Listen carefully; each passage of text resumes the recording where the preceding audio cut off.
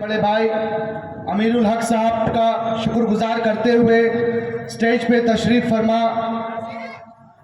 छोटे बड़े भाई, नज़रों के सामने बुजुर्ग यूथ भाई, आप सबको मेरा सलाम पैगाम स्वीकार करता हूँ। इसके साथ साथ आज ये दृश्य देखकर, ये मंजर देखकर एक बात कहने का मन कर रहा है दोस्तों कि शायद सीमांचल में अख्तरुल ईमान साहब को डिसाइड कर लिया है इस बार इंशाल्लाह, और आपकी हाजिरी इस बात की जीती जाती सबूत है दोस्तों।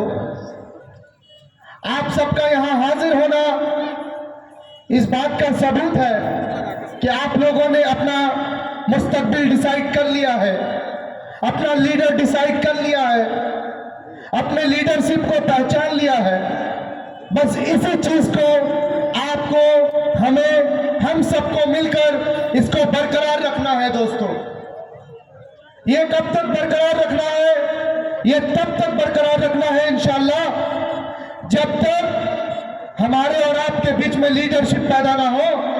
तब तक बरकरार रखना है जब तक हमारे और आपके बीच लीडरशिप पैदा ना हो।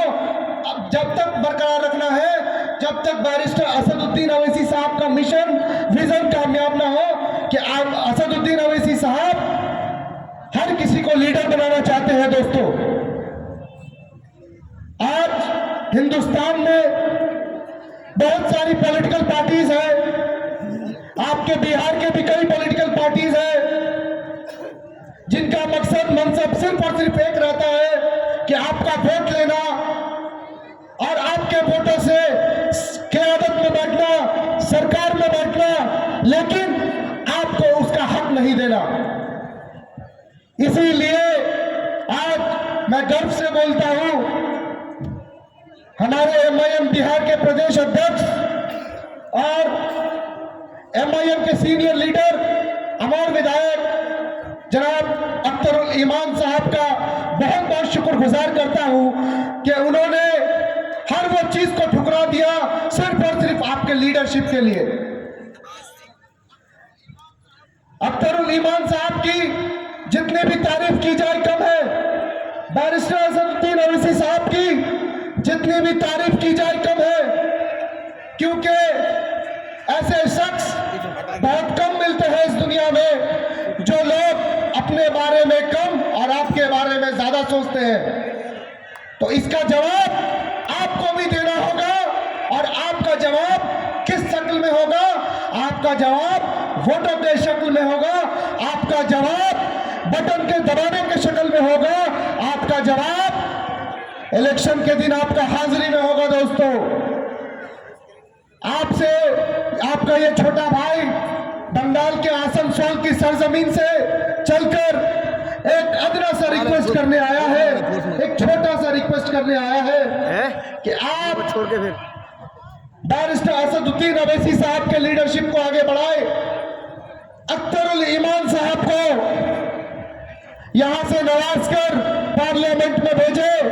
मैं पहली बार सीमांचल और किशनगंज आया, लेकिन अभी भाई बता रहे थे कि हमारे किशनगंज में और सीमांचल में कई तरह के मसलाएं हैं, कई तरह के मुद्दे हैं जिसे यहाँ के पार्लियामेंट के लोग वोट तो आपसे उसके नाम पर लेते हैं, लेकिन उसका आवाज पार्लियामेंट में नहीं उठाते हैं। उसी आवाज को उठाने के लिए आपको अख्तरुल ईमान साहब को पार्लियामेंट भेजना होगा दोस्तों। आप सबकी हाजिरी इस बात का सबूत देती है दोस्तों कि हमें अपनी लीडरशिप पैदा करना है।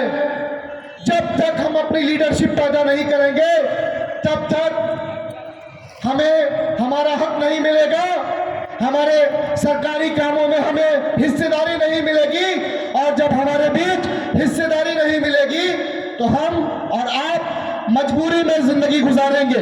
बताइए, आप मजबूरी में जिंदगी गुजारना चाहते हैं क्या? हाथ उठाकर बोलिए आगे से पीछे तक, मजबूरी चाहिए या मजबूती चाहिए? अगर मजबूती चाहिए तो आज से एक एम बनाए, एक मिशन बनाए कि अख्तरुल ईमान साहब को यहां से पार्लियामेंट भेजना है और आपके घरों के मसलों को कोई बाहर वाला आकर नहीं समझेगा, कोई करोड़पति घर का बेटा नहीं समझेगा। आपके घर के मसलों को, आपके तकलीफों को, आपके घर पे क्या हो रहा है वो आपका घर का बेटा समझेगा। और आपका घर का बेटा कौन?